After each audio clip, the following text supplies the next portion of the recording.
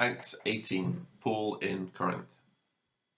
After this, Paul left Athens and went to Corinth, and he found a Jew named Aquila, a native of Pontus, recently come from Italy with his wife Priscilla, because Claudius had commanded all Jews to leave Rome, and he went to see them.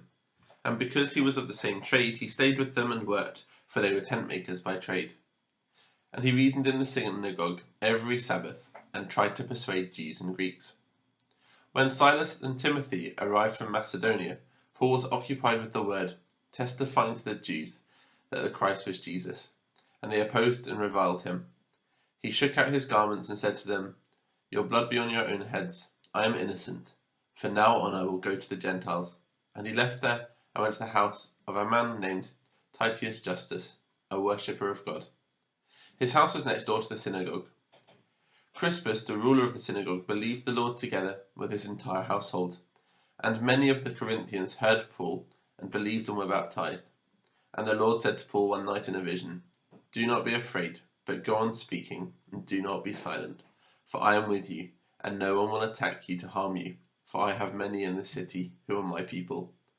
And he stayed 1 year and 6 months, teaching the word of God amongst them.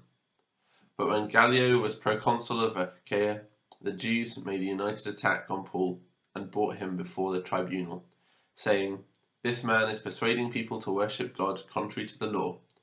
But when Paul was about to open his mouth, Gallio said to the Jews, "If it were a matter of wrongdoing or vicious crime, O Jews, I would have reason to accept your complaint. But since it's a matter of question about words and names of your own law, see to it yourself. I refuse to be judge of those things." And he drove them from the tribunal. And they all seized Sosthenes, the ruler of the synagogue, and beat him in front of the tribunal.